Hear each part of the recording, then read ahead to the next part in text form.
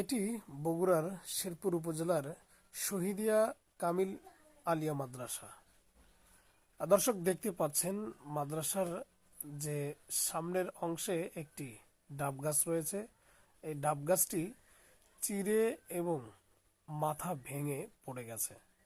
গতকাল রাত্রে বৈশ্বিক কারণে যে বজ্রপাতগুলো হয়েছে, এই বজ্রপাতটি এই ডাব গাছের মাথার উপরে পড়েছে এবং পড়ার কারণেই ডাব গাছের মাথা ভেঙে পড়ে গেছে এবং সারা শরীর একদম চৌচির হয়ে গেছে। আপনারা ভিডিওতে লক্ষ্য করছেন, দেখা যাচ্ছে। দর্শক, ডাব গাছটি থাকার কারণে হয়তোবা অনেক ক্ষয়ক্ষতির পরিমাণ কম হয়েছে, কিন্তু আমরা যেটি জানতে পেরেছি যে আলিয়া মাদ্রাসার অনেক সিসি ক্যামেরা রয়েছে, সেগুলো নষ্ট হয়ে গেছে, পিসি নষ্ট হয়ে গেছে এবং রিসেন্ট যে দাখিল পরীক্ষা রয়েছে, এই দাখিল পরীক্ষার্থীদের জন্য যে সিসিটিভিগুলো লাগানো হয়েছে, সেই সিসি ক্যামেরাগুলো নষ্ট হয়ে গেছে এবং ওয়াইফাই কানেকশন সহ বেশ কিছু ক্ষয়ক্ষতি হয়েছে। আলিয়া মাদ্রাসার এই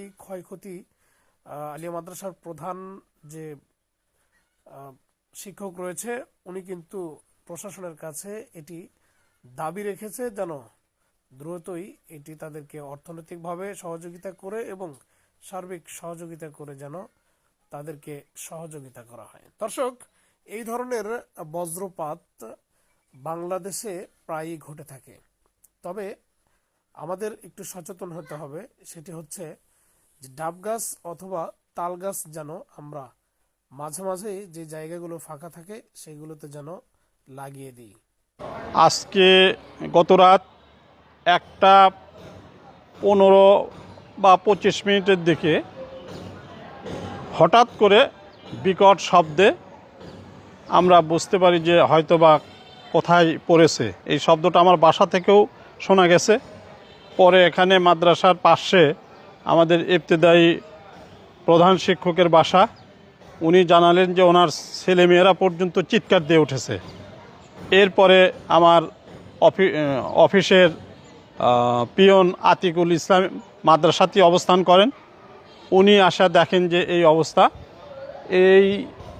এর আগেও এই ধরনের ঘটনা ঘটেছে, যে এই ঘটনাটা যদি এই গাছটা যদি না থাকতো, এটা হয়তো কোনো মানুষের উপর বা বাসা বাড়িতে যদি পড়তো তাহলে অনেক ক্ষতি হতো। এই গাছটা থাকার কারণে, লম্বা লম্বা উঁচু গাছ থাকার কারণে আমার এই মাদ্রাসায় অনেকগুলি তাল গাছ, ডাব গাছ এগুলি থাকার কারণে, এর আগে ডাব গাছে পড়েছিল, তাল গাছে পড়েছিল, এবারে ডাব গাছে পড়ে উপর থেকে নিচ পর্যন্ত গাছটা দুভাগ হয়ে গেছে। তো উচিত মানুষের যে এই ধরনের বেশি বেশি করে উঁচু গাছ, তাল গাছ, ডাব গাছ লাগানো, যাতে করে মানুষ নিরাপদে থাকে। এই ধরনের বজ্রপাতের এটা যেন এটা প্রোটেক্টেড হয় আর কি, গাছের উপর দিয়েই যায়, মানুষের উপর কোনো ক্ষয়ক্ষতি না হয়। এই যে গাছের উপর, হ্যাঁ, এই গাছের উপর এই বজ্রপাতটা হওয়ার কারণে অবশ্য আমার মাদ্রাসার অনেকগুলি ক্ষতি হয়েছে। আমার প্রায় 32টা ক্যামেরা লাগানো আছে। এই চ্যানেলটা 55 ইঞ্চি একটা আপনার মনিটর আছে, এই মনিটরটা অন হচ্ছে না। আমার কম্পিউটারের পিসিটা অন হচ্ছে না। আরও অনেক কিছু আমরা আস্তে আস্তে দেখতেছি, অনেকগুলি জিনিস বিকল হয়ে গেছে ডাকের কারণে। এগুলো সামনে আগামীকাল পরশু পরীক্ষা, এই পরীক্ষার কারণে আমরা এই সকল নতুন করে আবার ক্লাসরুমে সিসি ক্যামেরা লাগাইছি, কিন্তু এটাও নষ্ট হয়ে গেছে এবং আমাদের যে ওয়াইফাই সংযোগ, এটাও নষ্ট হয়ে গেছে।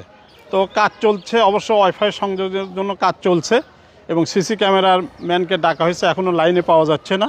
তা আমরা চেষ্টা করব এটা সারার জন্য, কিন্তু এইটা যদি মনিটর বা পুড়ে যায় তাহলে অনেক ক্ষতি হবে। এটা আমি মনে করি এটা একটা বৈষয়িক কারণে এই ক্ষতিটা সংশ্লিষ্ট কর্তৃপক্ষ এই দিকে একটু নজর দেবেন, যে আমরা তো আমাদের অর্থায়নে করেছি, হঠাৎ এই ক্ষতি হলে এই ক্ষতিটা যেন সরকারিভাবে পূরণের ব্যবস্থা হয়, এই বিষয়ে আমি সংশ্লিষ্ট কর্তৃপক্ষকে দৃষ্টিপাত করছি আর কি।